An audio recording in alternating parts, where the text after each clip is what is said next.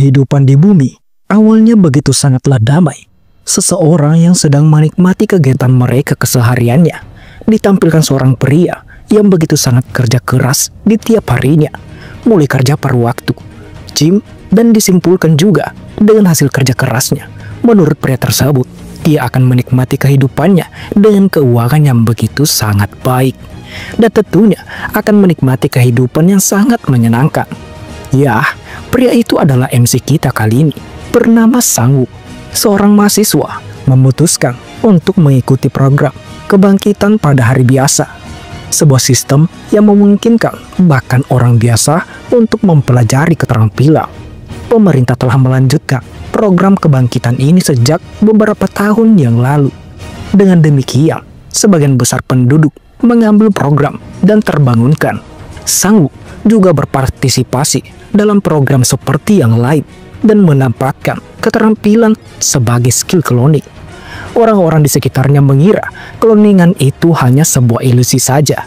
Akan tetapi, Sangwoo menyadari cloning itu adalah nyata dan memutuskan untuk menjadi sang pemburu.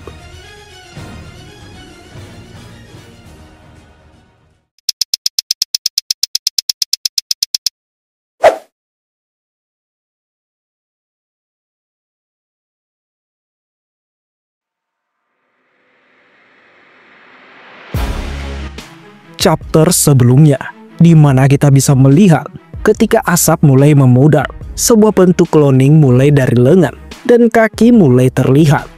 Hingga akhirnya, skill cloning pun kini telah sukses digunakan. Ya tentu saja, Sangwoo matanya terbelalak ketika melihat kembarannya tersebut. "Apa kamu seorang klon?" tanyanya ke klonnya sendiri. Dan klonnya pun dengan wajah yang sangat datar membenarkan perkataan masternya. Karena rasa penasarannya, Sangwoo meminta izin kepada klonnya untuk menyentuh tubuhnya. Seperti biasa, perintah masternya adalah hal yang mutlak. Tentu, sang klon hanya mengiyakan permintaan masternya. Namun, di sisi Sangwoo, karena dia adalah wibu akut, jarang berkomunikasi dengan orang lain, sehingga ia nampak canggung dengan obrolan ini. Supaya menghilangkan kecanggungan itu, ia pun dengan keras menampar wajahnya sendiri.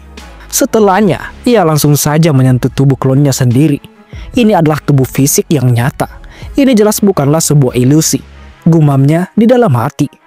Namun melihat klonnya berdiri telanjang saja, ia pun memutuskan menyeru klonnya untuk menggunakan pakaian. Setelah klonnya menggunakan pakaian itu, Sangwoo pun bertanya kembali kepada klonnya, "Apa benar aku hanya perlu memberimu perintah?" Tentu, sang klonnya membenarkan perintah masternya. Dengan hal ini, Sangwoo pun menyuruh klonnya untuk tunduk kepadanya. Segera, klonnya pun tunduk saat itu. Melihat itu semua, Sangwoo pun cukup senang atas skill yang ia dapatkan.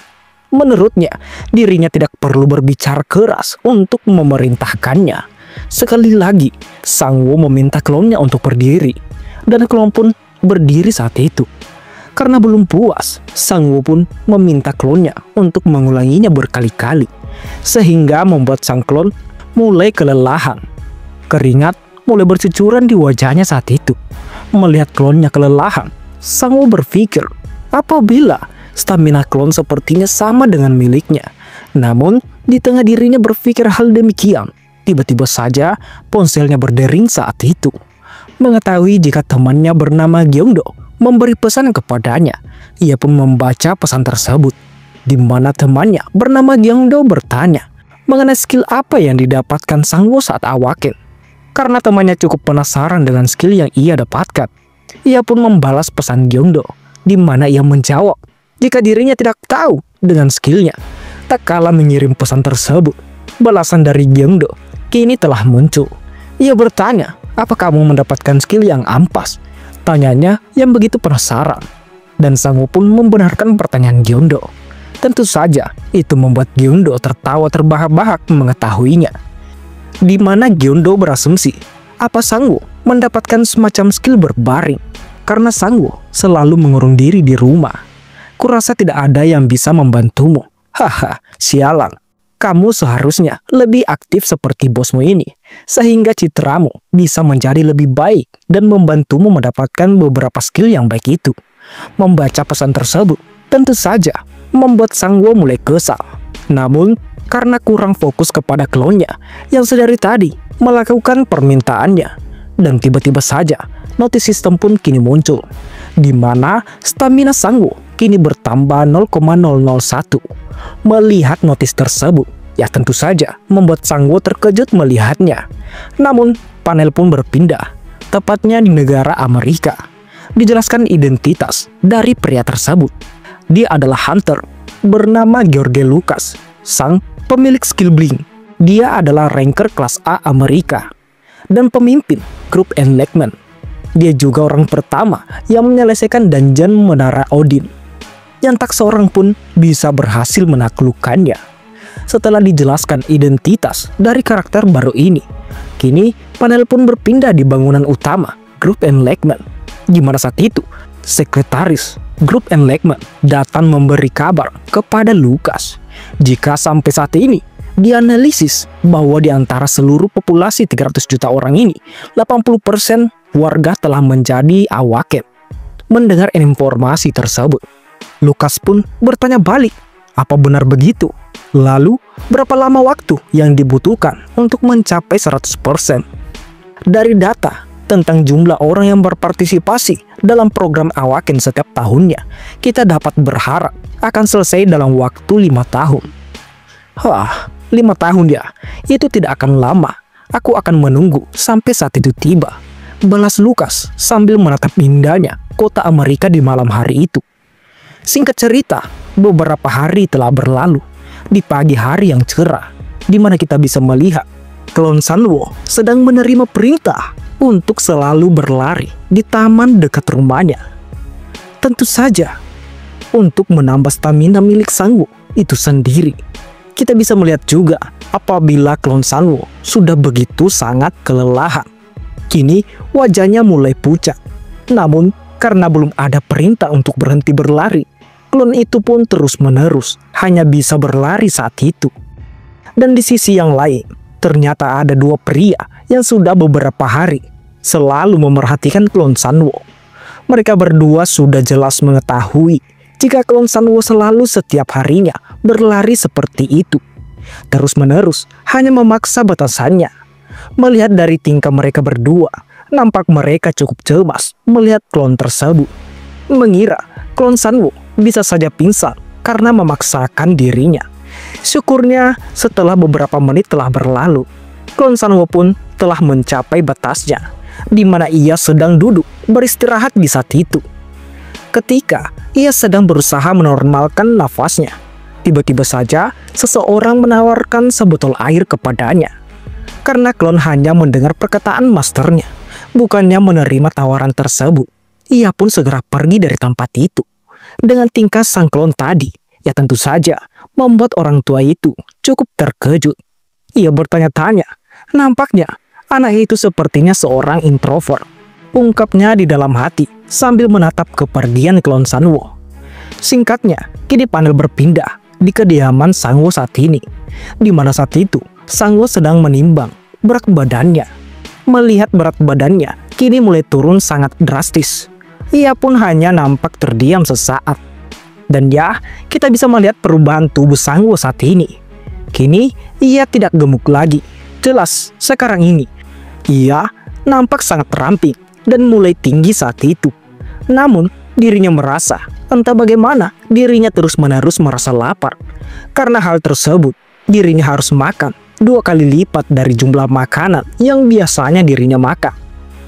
Akan tetapi, dia masih berhasil menurunkan berat badannya sebanyak 20 pon bulan ini.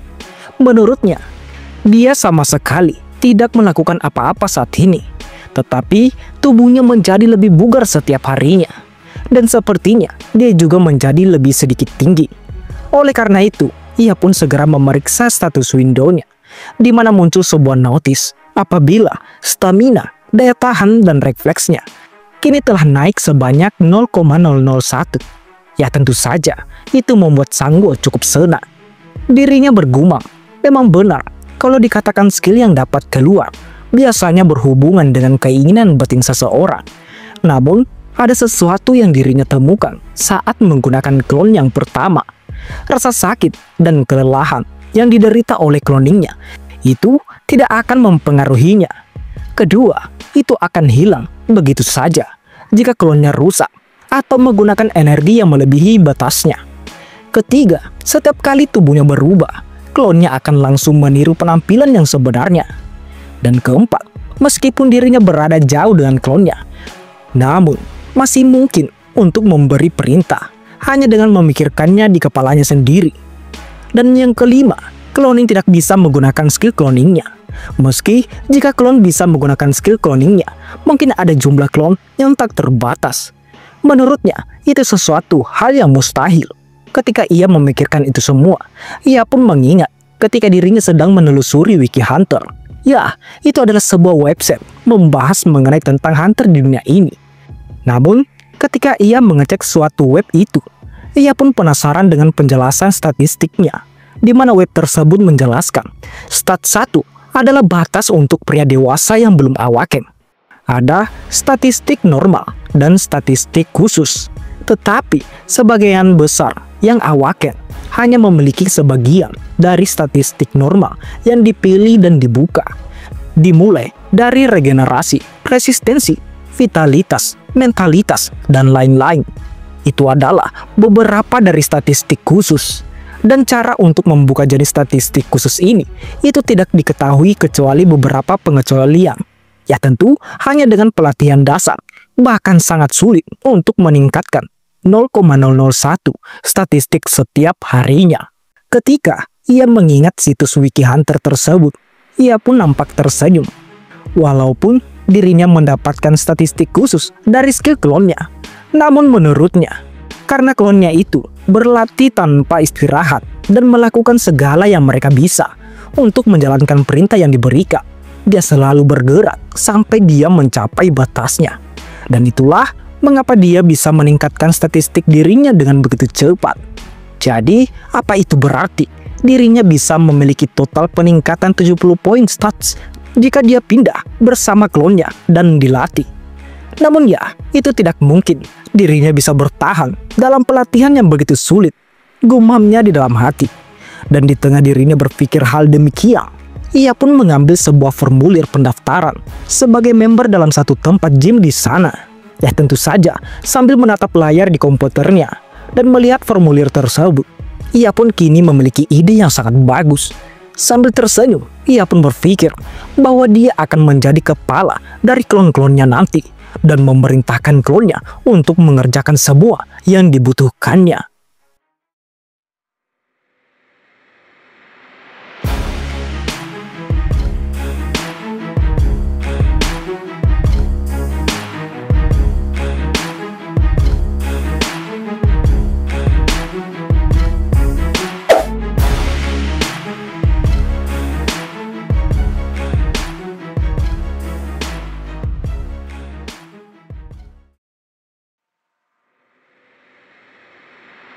Setelah memikirkan itu pun, ia pun segera memeriksa biaya untuk mendaftar. Namun, melihat biaya pendaftaran memiliki biaya yang cukup mahal, dirinya berpikir uangnya tidak ada yang tersisa untuk membayar pendaftarannya. Ya, dirinya telah menghabiskan banyak uang untuk makanan. Sambil melirik gamenya, mau tak mau untuk menghasilkan uang dengan cepat, dirinya harus mendapatkan pekerjaan paruh waktu atau lainnya. Itu karena workshopnya tidak berjalan dengan baik akhir-akhir ini. Dan ketika Sangwoo sedang menelusuri website pekerjaan paruh waktu yang membutuhkan pekerjaan saat ini, menurutnya untuk beberapa kali pertama dirinya merasa harus melakukannya sendiri. Ya tentu, klon tidak bisa mengikuti proses jika dirinya memberi perintah yang belum pernah klonnya alami. Ya, setidaknya sekali dia harus melihatnya bekerja nanti. Setelah berkata hal demikian, akhirnya dia mendapatkan job part-time yang sempurna untuknya. Tanpa berpikir panjang, Sangwoo pun segera menghubungi admin dari perusahaan tersebut. Ketika pihak perusahaan telah mengangkat telepon Sangwoo, Sangwoo pun berkata, "Halo, saya melihat pengumuman di situs web perekrutan Anda. Tentu karena saya tertarik dengan pekerjaan part-time ini," ungkapnya dengan tenang. Admin itu pun menjawab, "Apa yang Anda maksud pekerjaan dengan tipe pengiriman. Apa itu benar? Dan Sangwo pun membenarkannya. Mendengar jawaban itu, admin itu pun menjelaskan kepada Sangwo bahwa perekrutan ini tidak ada wawancara atau hal semacamnya. Jika Anda tertarik, Anda bisa langsung mulai bekerja. Dan oleh karena itu, kapan kamu bisa memulainya? Tanya admin tersebut. Jika begitu, aku berencana untuk memulainya besok, ujar Sangwo. Namun admin itu pun bertanya, apa hari ini kamu memiliki waktu yang luang? Ya tentu saja, Sangwo pun sedikit terkejut dengan pertanyaan itu. Itu benar, memangnya kenapa? Tanya Sangwo yang sangat penasaran. Dan admin itu pun mengajaknya langsung datang ke pusat logistik pada pukul 18.30 nanti. Ya tentu saja, untuk bekerja part-time mulai hari ini. Dengan kode seperti itu, mengetahui dirinya akan mulai bekerja hari ini, ia pun menerima permintaan tersebut. Ketika teleponnya telah dimatikan, Sangwo berpikir bertanya-tanya, apa tidak ada orang yang bekerja di sana? Lupakan saja. Bukankah akan baik baginya selama dia akan dibayar nantinya? Dan singkat cerita, kini panel berpindah tepat pukul 18.30. Akhirnya Sangwo telah tiba ke pusat logistik. Ya tentu dirinya ditemani dengan klonnya itu sendiri. Dan di scene ini Sangwo memanggil klon pertamanya dinamai dengan nama nomor 1. Sambil menatap klonnya, Sangwo akan beralasan kepada bosnya atau rekan kerjanya nanti jika aku dan klonnya adalah kembar. Akan tetapi ini mungkin terdengar agak salah. Dan oleh karena itu, ia pun memutuskan memberinya arahan sedikit. Dimulai untuk menjawab dengan sopan. Dan dimulai saat ini, ketika bekerja, kamu akan diberi nama sebagai Gyeongdo. Ya tentu saja, nomor 1 hanya mengiyakan perkataan masternya. Karena persiapannya telah selesai, Sangwo pun berjalan masuk. Namun, melihat bangunan tempat kerjanya yang cukup luas, membuatnya sedikit bingung akan menuju kemana. Namun di tengah kebingungan itu, seseorang pun memanggilnya. Hah? Itu kamu kan, Sangbu? Apa yang kamu lakukan di sini? Dan dijelaskan nama pria tersebut. Dia bernama Paman Deokjil. Melihat Paman Deokjil di sini, ya tentu saja membuat Sangwo sedikit terkejut. Dan dengan cepat mengajak Paman Deokjil bersalaman. Wah, pada awalnya aku tidak mengenalmu. Namun kamu terlihat kurusan sekarang ya? Tanya Paman Deokjil kepada Sangwo. Sambil berucap terima kasih, Sangwo pun menjawab bahwa dirinya ke sini dengan temannya. Itu karena dia akan mulai kerja paruh waktu di sini. Syukurnya dengan adanya Paman Deokjil, ia pun diberi arahan untuk segera pergi ke kantor tersebut. Di sana, kamu akan bertemu dengan administrasi. Dan setelah menunjukkan arah kepada Sangwo, karena Paman Deokjil cukup terburu-buru, Paman Deokjil pun segera pergi dari tempat itu. Dan ketika Paman Deokjil telah pergi, Sangwo yang masih merasa gugup itu pun langsung saja menampar wajahnya. Itu adalah kebiasaannya ketika dia sedikit gugup melakukan sesuatu. Namun saat Sangwo bertanya kepada nomor 1, apakah kamu sedikit gugup? Dengan simpelnya, nomor 1 menjawab jika dirinya tidak gugup sama sekali. Ya tentu saja, mengetahui nomor 1 tidak gugup sama sekali membuat Sangwo sedikit menyesal bertanya seperti itu. Daripada memikirkan itu, jika begitu, ayo cepat selesaikan ini dan makan ramen di rumah, ujar Sangwo yang cukup semangat akan bekerja part-time pertama kali saat itu. Dan singkat cerita, setelah beberapa jam telah berlalu, di malam hari, nampak Sangwo sudah cukup sangat kelelahan. Mentalnya tak kuat untuk bekerja lagi. Ya, itu karena dirinya terlalu menganggap mudah job part-time delivery. Namun, ketika melihat beberapa pekerja part-time seperti dirinya masih kuat bekerja, membuatnya sedikit iri dengan mereka.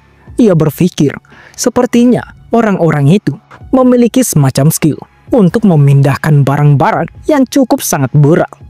Dan ketika ia berkata seperti itu, nomor 1 yang masih bekerja dan tak merasa kelelahan itu justru membuat Sangwo makin down saat itu. Menurutnya, seharusnya dia tak perlu khawatir setelah melihat nomor 1 bekerja dengan mudah. Karena sudah tak sanggup lagi, Sangwo pun memutuskan untuk beristirahat terlebih dahulu. Di mana kita bisa melihat Sangwo dan nomor 1 sedang duduk di pojokan. Sangwo yang cukup kelelahan karena saking lelahnya, roh di dalam tubuh Sangwo kini melayang keluar dari tubuhnya.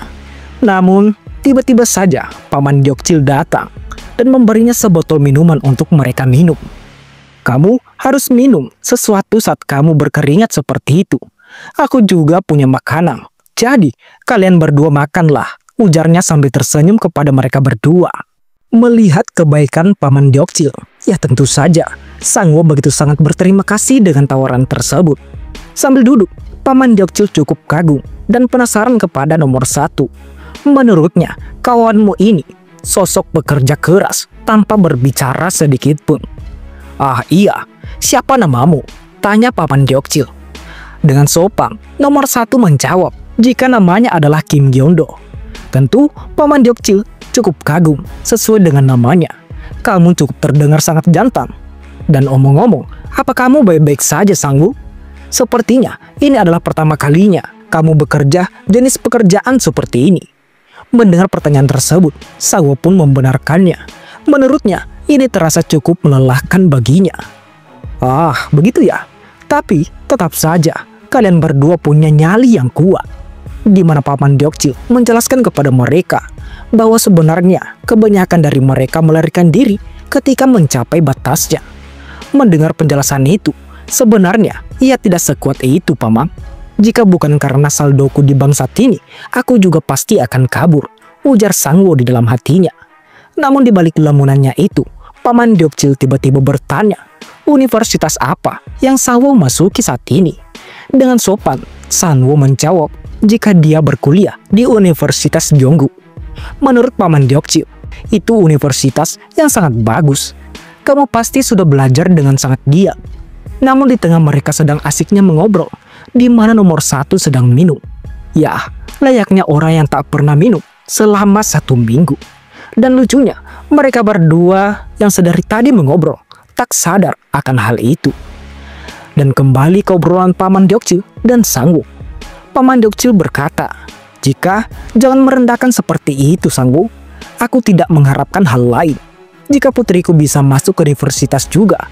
Dengan sopan, Sangwoo menjawab, tak perlu khawatir Paman. Aku juga tidak pandai belajar, meski berhasil masuk ke Universitas Gyeonggu. Mendengar jawaban itu, Paman Deokcil cukup penasaran akan hal itu. Ia pun bertanya, mengapa kamu tetap bisa masuk, meskipun kamu tidak baik? Bagaimana itu bisa terjadi? Dan Sangwoo menjelaskan, jika sebenarnya saat itu ia mendapatkan beberapa lisensi dan masuk dengan penerimaan khusus. Mengetahui Sangwoo adalah mahasiswa terpelajar, membuat Paman Deokcil cukup kagum. Setelah mengetahui bakat Sangwoo, ia pun nampak memikirkan anaknya sejenak. Hingga akhirnya, ia pun bertanya kepada Sangwoo, apa Sangwoo mungkin ingin melakukan pekerjaan paruh waktu yang lain? Mendengar tawaran tersebut, tentu membuat Sangwoo cukup penasaran. Pekerjaan paruh waktu yang lainnya. Seperti apa, Paman? Tanya Sangwoo. Karena melihat Sangwoo sedikit tertarik dengan tawarannya, Paman Deokcil pun menjelaskannya. Daripada melelahkan diri sendiri di tempat ini, kalau kamu tidak keberatan, bisakah kamu bimbing putriku? Mendengar tawaran tersebut, membuat Sangwoo sedikit terkejut. Ia pun berpikir dalam hati. Dirinya bertanya-tanya, aku menjadi seorang pembimbing? Apaku bisa? Namun, mengetahui dirinya yang sangat butuh uang saat ini, ia pun melanjutkan untuk membahas tawaran tersebut. Dimulai Sangwoo bertanya mengenai pengajarannya harus seluruh mata pelajaran atau tidak. Ya tentu, Paman Deokcil membenarkannya. Walaupun agak memalukan mengatakan tentang putriku, tapi dia sangat buruk dalam hal belajar. Lalu, Sangwoo pun kembali bertanya mengenai upah yang ia dapatkan nanti. Dan di mana saat itu juga, Paman Deokcil menjelaskan ke Sangwoo, dimulai dari upah 50.000 won di setiap kali pertemuannya. Bagaimana menurutmu? Masing-masing pertemuan berdurasi 2 jam dan diadakan 1-2 kali dalam seminggu. Dengan tawaran tersebut, Sangwoo pun berpikir dimulai 50.000 won untuk setiap 2 jam pertemuan. Ini bukan level yang buruk jika memikirkan waktu yang dihabiskan. Dan karena menurutnya tawaran ini cukup baik untuknya, Sangwoo pun menerima tawaran tersebut. Dan akhirnya mereka saling berjabat tangan dan sepakat saat itu. Setelah mereka cukup lama mengobrol, Paman Dokcil pun kini berdiri. Ia pun mengatakan, setelah bekerja, aku akan mendiskusikan masalah ini dengan putriku. Dan setelah itu, aku akan menghubungimu. Apa kamu masih menggunakan nomor lamamu, Kang? Tanya Paman Dokcil. Ya tentu, Sangwo pun membenarkannya. Ia masih menggunakan nomor yang lama. Setelah berkata hal demikian, Paman Dokcil pun pergi. Di masa itu pula, sambil meregangkan punggungnya, Sangwo berdoa ketika dirinya menjadi pembimbing belajar. Semoga ini dapat berjalan dengan lancar. Menurutnya, ia mendapatkan pekerjaan dan stat secara bersamaan. Tentu saja ini sangat sempurna buatnya. Namun, ketika ia melihat ke belakang, mengetahui dirinya harus menyelesaikan pekerjaannya saat ini, ia pun memutuskan untuk makan sebentar terlebih dahulu. Dan tak kalah dirinya membuka kantong pemberian Paman Dokcil, ia pun nampak bingung melihat tidak ada makanan di dalamnya. Segera, ia pun melirik nomor 1. Dan ya, karena mereka cukup fokus mengobrol sedari tadi, ia tak sadar jika sedari tadi nomor 1 telah mengambil makanannya. Melihat kepolosan itu membuat Sangwo begitu sangat kesal. Di sisi nomor 1, karena saking polosnya, ia masih tetap melanjutkan makanannya. Ya nampak ia cukup sangat lahap menghabisi makanan itu. Melihat makanan terakhir akan dimakan oleh nomor 1, karena sangat cukup kesal, Sangwo akan memberinya pelajaran nantinya.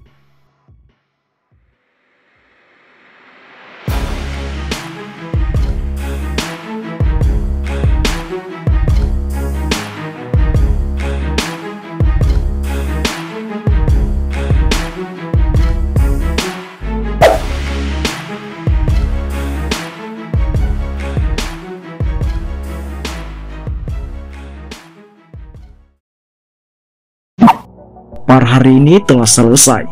Bagaimana lanjutan ceritanya?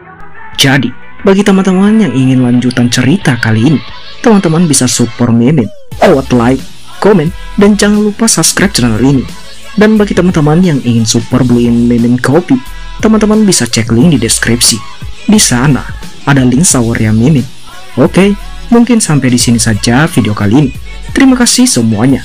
See you next time. Bye bye.